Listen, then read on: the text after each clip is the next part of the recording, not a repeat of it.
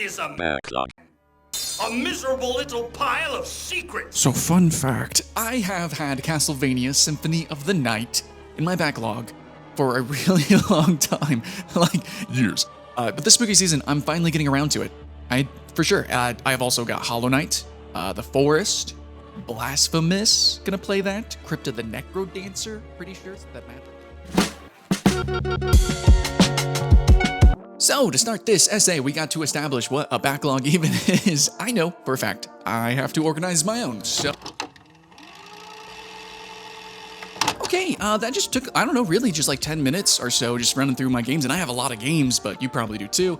66 I have incomplete. It's just a log that's backed up of games to play. See guys, it's not that scary. It's really quite simple. Just had the most 16-bit games, but this new Sonic the Hedgehog. I honestly look back at my childhood so fondly, like for those beautiful summer days where I look out the window, I smell the fresh air, and I'm like, hell yeah, let's play some Sonic.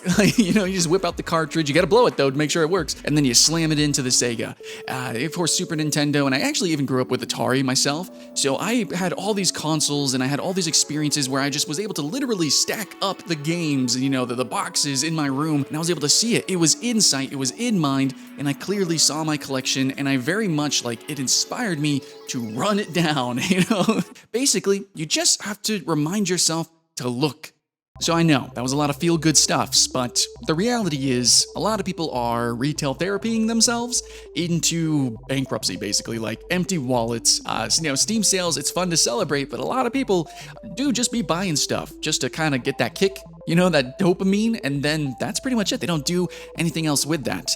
This video does not answer that problem, but what I do want to kind of do here is reframe everything just a little bit. You know, just change the perspective so that you can actually see what you are trading, the cost of these games, and also the opportunity cost that comes with just having them now. So for whenever you get inspired, you can just jump into the games. Yeah, I'm so glad that actually happened to me. I think like 6 years ago or so, I had gotten Dark Souls, the original Dark Souls, on a Steam sale, but I didn't play it for a year later. I just did not feel inspired. I didn't know what the experience was going to be like. All I knew was that it was going to be a really hard game. But then one summer, I had some free time for a couple of weeks, just straight dead time. And I was like, you know what? Maybe it could be a good time. I own this game already. People have been talking about it. Maybe I should give it a shot. And wow, what, you know, right? The story writes itself. I don't even need to say anything else. And certainly, without a doubt, for music, for books, for so many things, it's awesome to just have that already sort of, not exactly in the front of your mind, but just kind of right behind it, just right there on your shelves. And I think if we can create systems, if we can create habits so that we can kind of put the games on a sort of mental shelf, then I think we will be a lot happier in the end. But regardless, the problem itself is not the backlog. It is not the shelf that is the problem. It is not the fact that you have all these books or songs or, yeah, video games. That is not a problem. Maybe having less money could be a problem. Depends on you. I don't know who you are, but the problem is just, well, it's kind of you, and it's your motivation. And that's a whole other video to be had. But in my opinion, I'm so glad that even though I don't draw, that I have professional drawing pencils and paper near me, because you never know. And in fact, the other day, I was scribbling just a little bit. That was pretty cool. But for video games, I do. When I see a historically low price, especially if it's like $5, $10, you bet. You know, if it's a culturally relevant game, I am absolutely going to buy that. And even if I'm not going to play it right now, maybe I won't even play it for years, but I'm so glad that it's in my library. Frankly, personally, I am such a champion of the backlog. And then he buys Mortal Kombat, the arcade edition, and the all-new Shinobi 3, and Marvel's X-Men. So on that note, let's talk about the opportunity cost, you know, because what a vague, ambiguous concept, right? So look back at your Steam backlog. Have you ever tracked how much you're actually spending on these games? Because I'm pretty sure you haven't spent thousands of dollars on a piece of equipment that you end up never using, which is totally the case with a lot of musicians. You just basically tech, gears, you know, it's very expensive. Maybe sometimes cars, you know, you get kind of like these features and things that you don't quite always use, but isn't it nice to have? And I think actually actually, most especially with, again, movies, books, music, sometimes though we use Spotify and streaming now, but whatever. When it comes to games, I think having that opportunity cost, you'll realize it's really not that expensive, especially with sales, thrifting, or sharing libraries with friends, etc. Whatever you get, subscription services, it's actually really not that hard to accrue a ton of games. And that big backlog is not an epitaph of your ambition or your lack of will or drive. It's nothing like that. And in fact, the opposite. It shows your curiosity. It shows your fire. It shows that the kid in you is alive and you want to do a lot. You want to ride all the rides. You just can't get to all of them maybe today. And honestly, I think that's kind of a beautiful thing. So yeah, if you want to compare it, the opportunity cost to the literal cost of these games, I guess as long as you're a patient gamer, not even, as long as you're not just buying fresh AAA games every single day, I really doubt it's genuinely a problem. Honestly, you just kind of have a lot that you can do.